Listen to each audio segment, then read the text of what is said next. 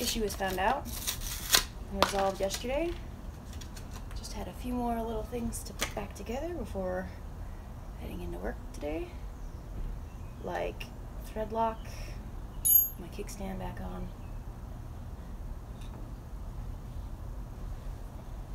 making sure these screws are properly tightened in. Oh. Yes, it's fixed. It wasn't the kickstand sensor after all, but it was something similar, electrical, something that would cause it to just shut off while riding. So it was kind of just a process of elimination. It's like, okay, well, we unplugged the kickstand sensor from its plug and did a bridge and tested to see if we could jump it that way. No dice, so it wasn't the kickstand sensor.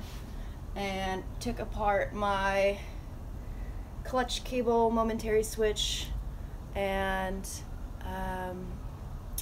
my starter switch, my starter button, because you know if that's disconnected, you're not going to be able to get any power, no juice to turn over the engine, and that's exactly what was happening. It was literally just not making a connection to turn over. And so I was like, okay, well, it's not the starter switch, it's not the momentary clutch, it's not the kickstand sensor. What other sensors are there or spots that would cause it to just shut off while riding or just not start? And I was like, okay, well, we'll jump it from the solenoid, and if I can start it there, then I know it's somewhere in the wiring harness, somewhere in the sensor, somewhere. But if it doesn't, then it's the battery. So we tried to jump it from the solenoid. No dice, nothing, no spark, nothing. We're like, oh, maybe my battery's dead. I mean, my lights are working fine, but maybe the battery's too low. So we were going to pull that off, and the positive to the battery was completely severed. It was crimped and set up so it would sit at an angle to the battery, and I guess the angle had just turned just wrong and was sitting underneath the edge of the seat, so every time I'd hit a bump, it'd apply pressure. After enough bumps, it just severed it, and my engine did shut off every single time when I'd hit a bump, so it made sense. So we wedged open the crimp and pulled out all the dead pieces of melted copper wiring from the positive and re-crimped it into the clamp and taped it all up and put it back on, and she turned on. So nothing wrong, nothing bad, just wiring got cut and needed to be reattached. So pretty simple. It did bring to my attention that my kickstand sensor had lost a bolt, and that the bolts for my kickstand itself were both extremely loose, and it was just wobbling around over there. So that was good news. I mean, you hit a lot of miles. Oh, of course, that's the wrong one. You hit a lot of miles, and your bolts are going to start kind of rattling loose, Loctite or not. Okay, that's the right one. That's not the right one. Be right back. Ooh.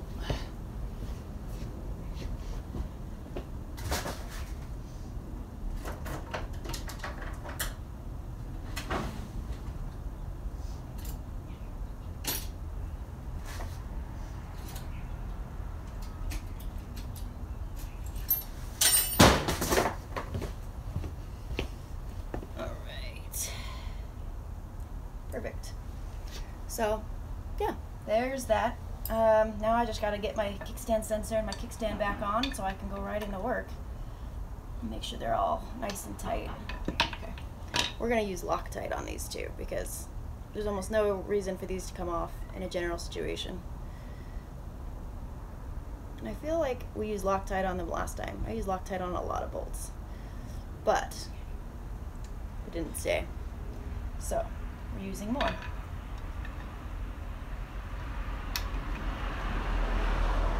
And the annoying thing is this kickstand sensor threads from the back side.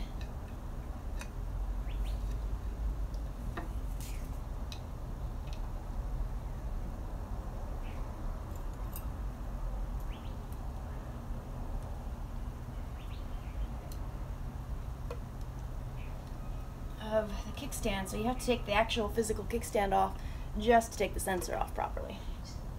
I mean, I might be able to reach back behind there to get there, but it's such a tight corner behind the kickstand because of the oil pan, sump pan, whatever you want to call it. But yeah, so she's running fine. It was just wire got cut and I had to reattach it. But usually it is something small. And I think it's really just her cry for attention. She knew that I wasn't intending to ride all day yesterday, and so she was just like, well, I'm gonna maximize our time together and we're gonna sit roadside for 2 hours. She's so funny. She thinks she's so clever. And yet, I still ride and I still love her, so maybe she is.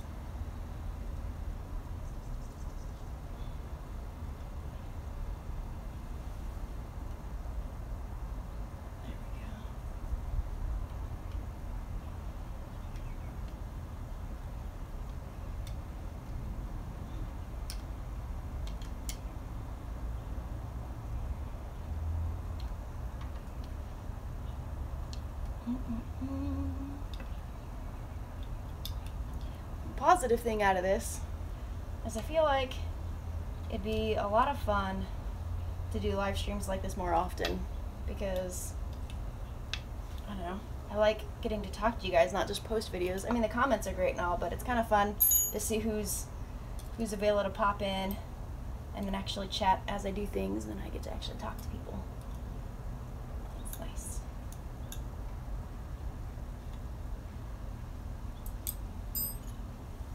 This is torqued down. Yeah, okay, that's not going anywhere now.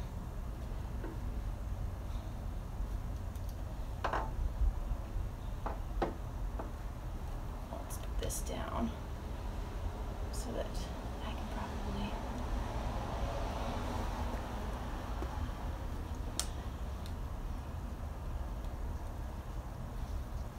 Let's do this.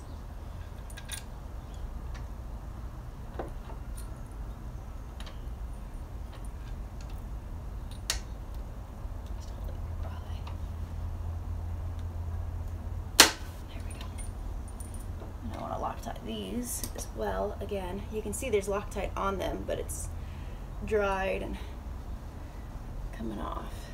So maybe it's because, yeah.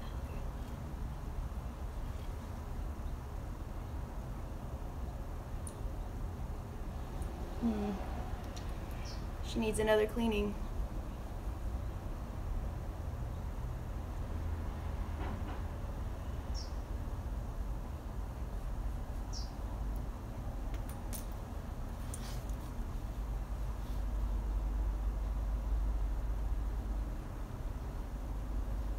That's just water.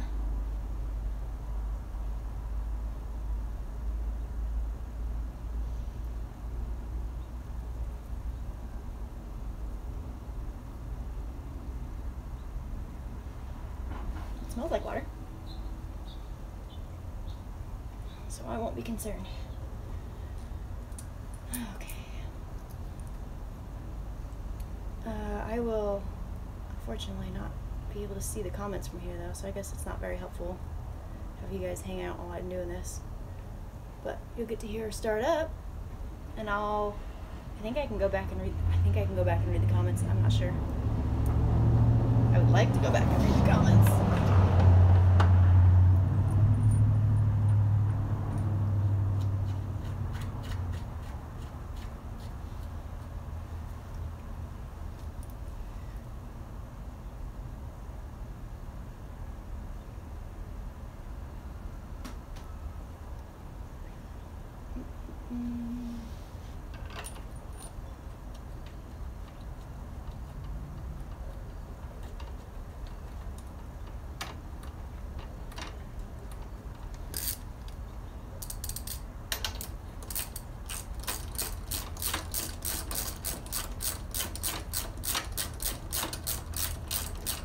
Almost there.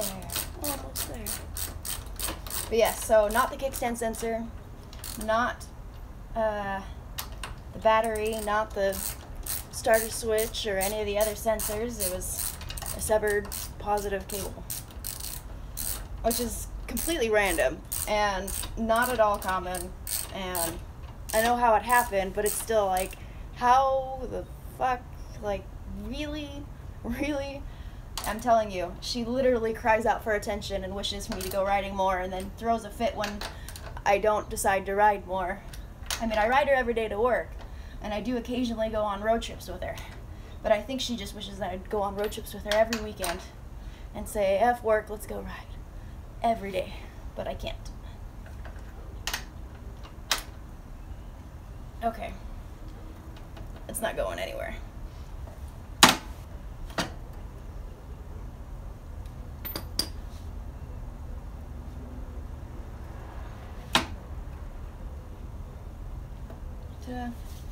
All fixed. Let me see what the comments were.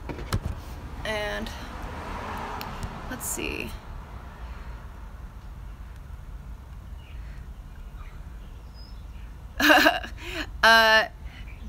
I'm not a professional tech. I'm definitely pretty garage tech, so I appreciate that, biker guy. And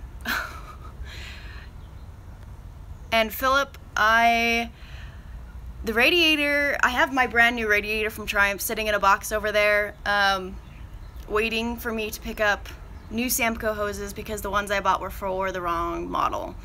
So that's still in the works. I might be able to order them this coming weekend, but I wasn't going to put the new radiator on until I had my new Samco hoses.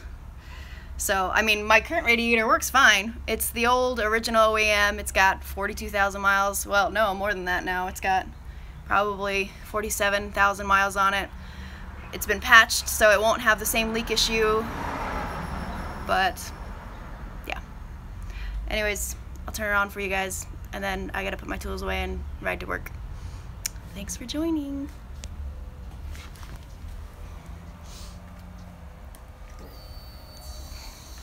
I used to be able to do this one-handed, but I can't anymore.